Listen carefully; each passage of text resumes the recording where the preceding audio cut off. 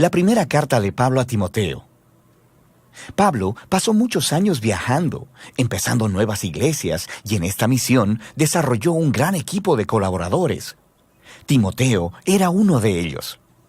Cuando Pablo estaba en la ciudad de Listra, conoció a las fieles abuela y madre de Timoteo, y fue impresionado por la pasión y la devoción de Timoteo por Jesús. Así que Pablo lo discipuló por muchos años y eventualmente empezó a enviarlo en misiones a diferentes iglesias.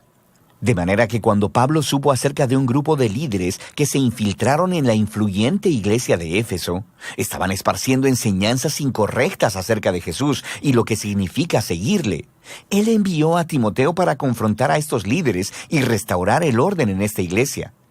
Así que después de que Timoteo llegó, Pablo les envió esta carta para darle seguimiento a los efesios e instruir a Timoteo sobre cómo cumplir esta misión.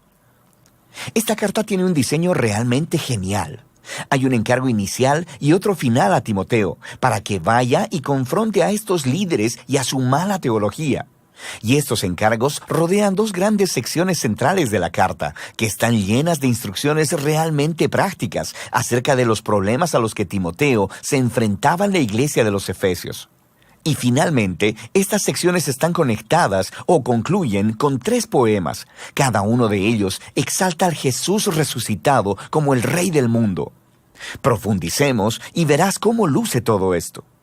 Pablo inicia la carta recordándoles cómo envió a Timoteo a Éfeso para confrontar a estos líderes que estaban esparciendo su extraña enseñanza. Les describe cómo estos tipos están obsesionados con especular acerca de la Torá, específicamente acerca de las primeras historias y las genealogías en el libro de Génesis. Y como veremos después, habían desarrollado toda clase de enseñanzas raras acerca de la comida, el matrimonio y el sexo, que no eran consistentes con las enseñanzas de Jesús o de los apóstoles.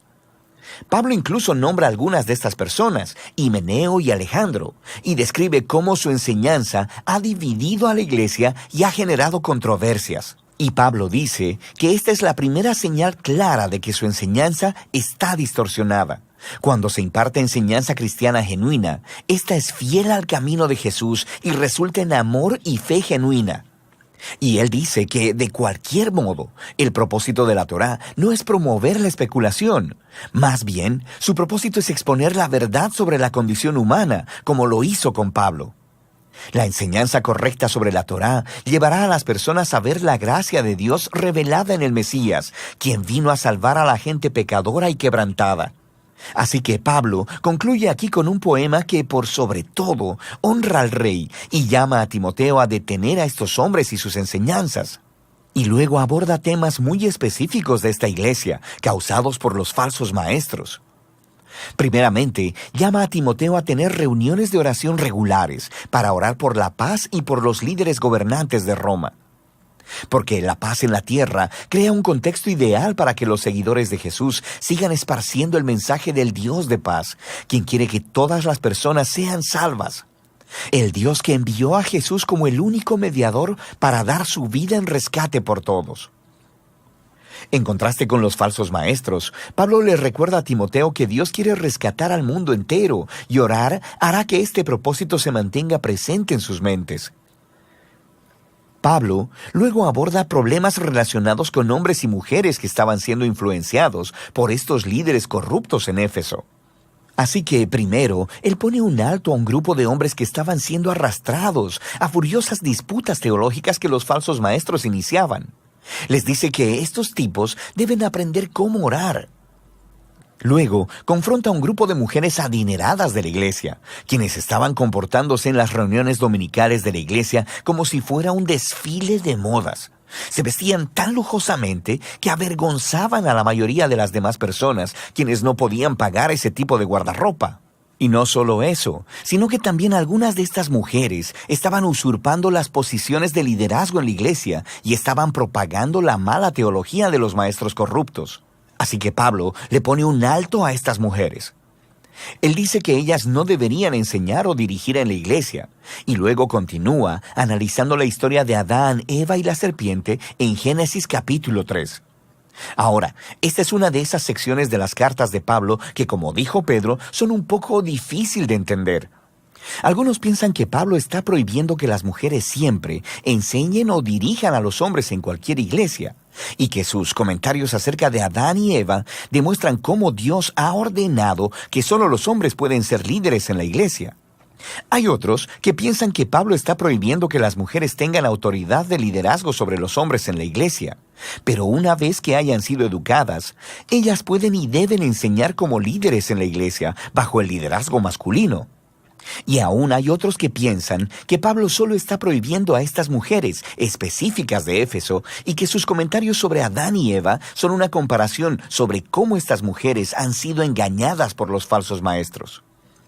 Cualquiera que sea la perspectiva que adoptes, Pablo es claro al decir que estas mujeres efesias necesitaban ponerse bajo el liderazgo de Timoteo y tener una adecuada educación teológica.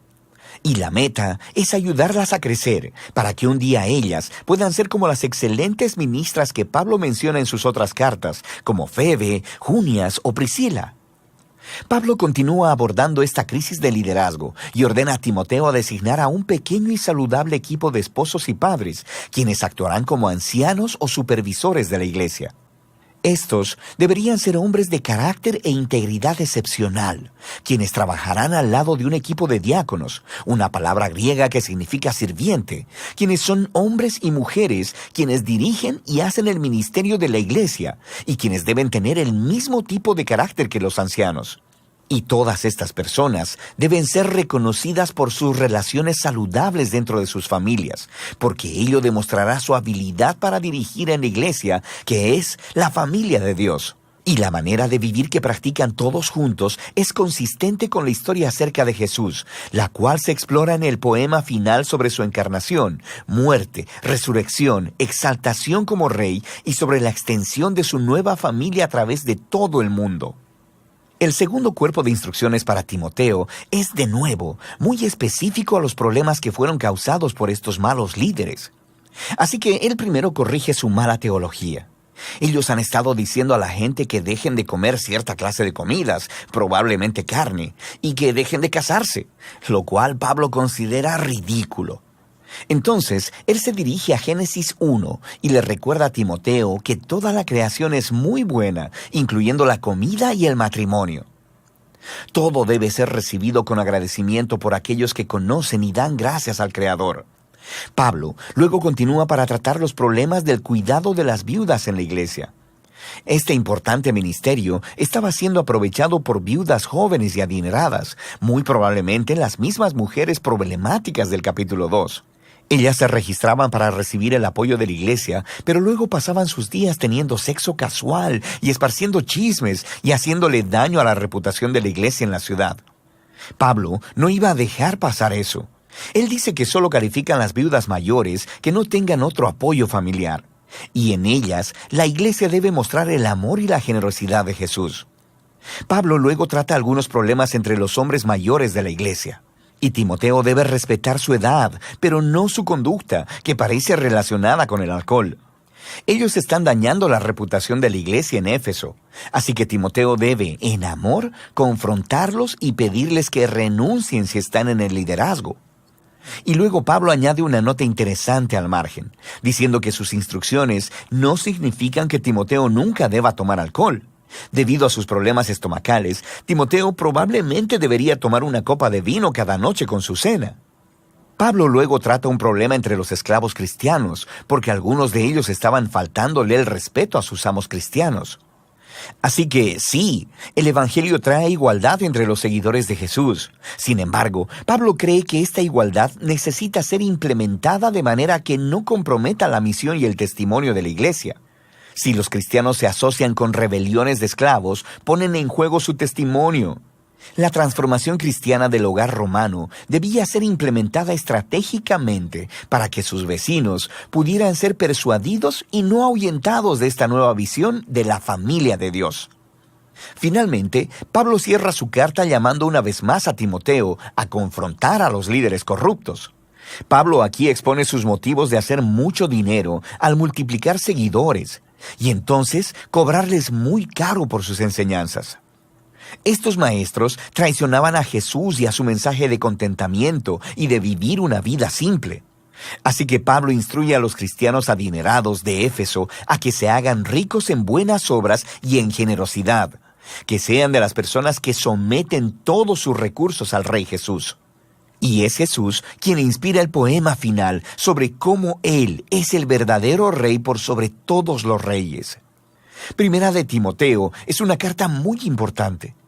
Nos ayuda a obtener una visión integral de la naturaleza y la misión de la Iglesia. Así que lo que una comunidad de fe cree moldeará directamente cómo esa comunidad vive y se comporta en su ciudad. De manera que su teología, sus creencias, deben ser constantemente criticadas y conformadas por las Escrituras y por las buenas nuevas acerca de Jesús. Y también es muy importante para Pablo la manera en que la iglesia es percibida por el público. Los cristianos deben ser conocidos como personas íntegras, conocidos por sus buenas obras, conocidos por servir a los pobres y a los más vulnerables. Todo por su devoción al Rey Jesús resucitado. Y de eso se trata Primera de Timoteo.